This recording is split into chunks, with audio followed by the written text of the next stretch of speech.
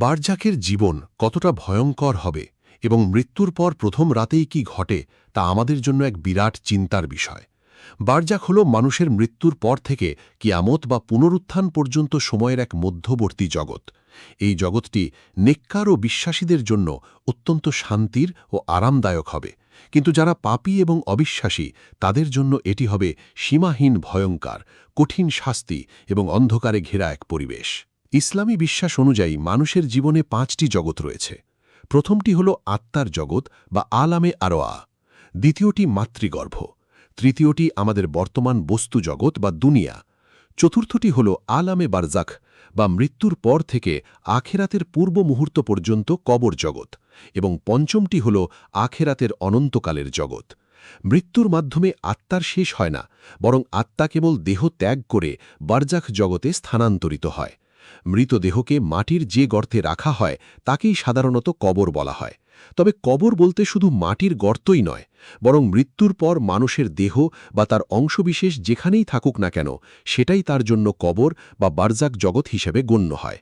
কেউ যদি সমুদ্রে ডুবে যায় বা হিংস্র প্রাণীর পেটে চলে যায়, তবে সেখানেও তার আত্মা বারজাখের মুখোমুখি হবে এবং তার কর্ম অনুযায়ী বিচার ও ফলাফল শুরু হবে।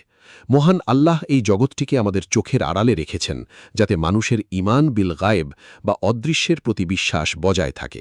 মৃত্যুর পর প্রথম রাত থেকেই বারজাখের আসল পর্ব শুরু হয়। পবিত্র কোরআনে বলা হয়েছে যে প্রত্যেক প্রাণীকে মৃত্যুর স্বাদ গ্রহণ করতে হবে। যখন মানুষের মৃত্যু উপস্থিত হয়, তখন তার চোখের সামনে থেকে দুনিয়ার পর্দা সরে যায় এবং সে সত্য দেখতে পায়। অপরাধী মানুষ তখন ভালো কাজ করার জন্য দুনিয়াতে ফিরে আসার আকুতি জানায়, কিন্তু সেই প্রার্থনা তখন সম্পূর্ণ অনর্থক হয়ে যায়।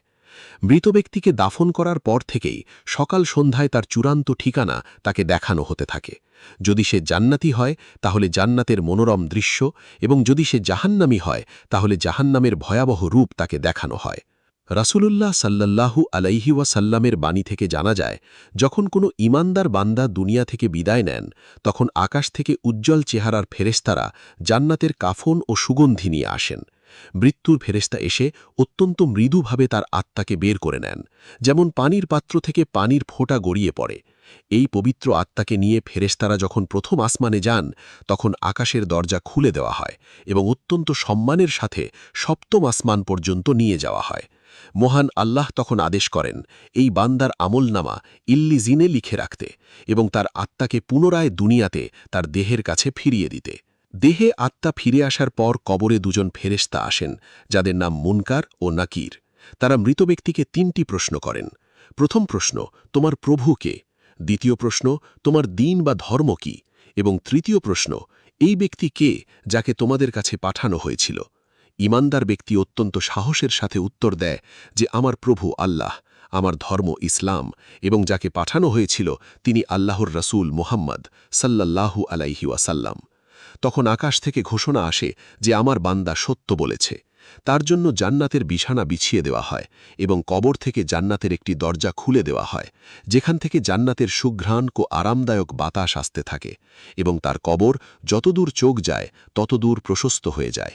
এরপর তার কাছে অত্যন্ত সুন্দর চেহারা ও চমৎকার পোশাক পরিহিত এক ব্যক্তি আসে।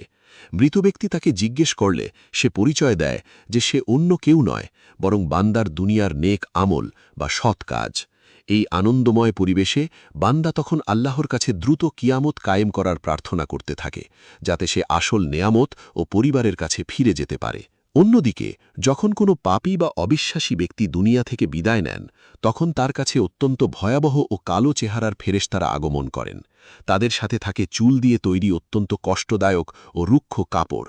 মৃত্যুর ফেরেশতা এসে অত্যন্ত কঠোরভাবে তার আত্মাকে টেনে বের করেন, যেমন ভেজা রেশমি কাপড়ের ভিতর থেকে লোহার কাঁটাযুক্ত ব্রাশ টেনে বের করা হয়।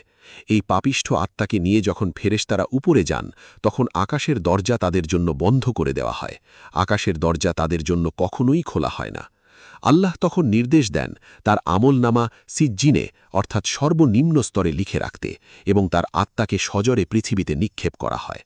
এরপর তার দেহেও আত্মা ফিরিয়ে আনা হয় এবং সেই একই 3টি প্রশ্ন করা হয়। কিন্তু অপরাধী ব্যক্তি প্রতিবারই অত্যন্ত আক্ষেপ করে বলতে থাকে যে হায়, আমি তো কিছুই জানি না। এই ব্যর্থতার পর আকাশ থেকে ঘোষণা আসে যে সে মিথ্যা বলেছে।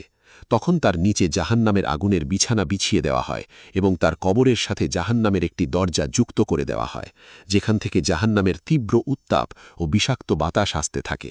একই সাথে কবর তাকে এমন তীব্রভাবে চাপ দেয় যে তার এক পাশের পাঁজরের হাড় অন্য পাশের পাঁজরের হাড়ের ভিতর ঢুকে যায়। এরপর তার কাছে এক বিদঘুটে চেহারা, দুর্গন্ধময় ও নিকৃষ্ট পোশাক পরিহিত লোক আসে। সে ব্যক্তি জানায় যে সে হল তার দুনিয়ার অসৎকর্ম ও পাপসমূহ। এই ভয়াবহ শাস্তি ও অন্ধকার পরিবেশে পতিত হয়ে অপরাধী ব্যক্তি তখন আল্লাহর কাছে প্রার্থনা করতে থাকে যেন কখনও কিয়ামত সংঘটিত না হয়, কারণ সে জানে কিয়ামতের পরের শাস্তি এর চেয়েও কঠোরতম হবে। হাদিস শরীফে এসেছে যে মানুষকে যখন কবরে রেখে তার সঙ্গীরা চলে যায়, তখন মৃত ব্যক্তি তাদের জুতোর আওয়াজও শুনতে পায়। অর্থাৎ কবর জগৎ মৃত ব্যক্তির জন্য এক সম্পূর্ণ সচেতন জগৎ। রাসূলুল্লাহ সাল্লাল্লাহু আলাইহি ওয়াসাল্লাম সাহাবীদের বলেছিলেন যে তোমরা যদি মৃতদেহ দাফন করা ছেড়ে না দিতে, তাহলে আমি আল্লাহর কাছে দোয়া করতাম যাতে তিনি তোমাদের কবরের সেই ভয়াবহ আযাব সরাসরি শুনিয়ে দেন যা আমাকে শোনানো হয়েছে। বারজাখের এই জগৎটি পাপীদের জন্য এক অন্তহীন কারাগার, যেখানে কিয়ামত না আসা পর্যন্ত নিরবিচ্ছিন্ন শাস্তি ভোগ করতে হয়। এই জগৎটি আমাদের জন্য এক মস্ত বড় সতর্কবার্তা। দুনিয়ার সংক্ষিপ্ত জীবনে আল্লাহর আদেশ ও রাসূলের সুন্নাহ অনুযায়ী জীবন পরিচালনা করলেই কেবলমাত্র বারজাখের সেই প্রথম রাতের ভয়াবহতা থেকে রক্ষা পেয়ে চিরস্থায়ী শান্তির সুসংবাদ লাভ করা সম্ভব। আল্লাহ আমাদের সকলকে বারজাখের কঠিন আযাব থেকে রক্ষা করুন।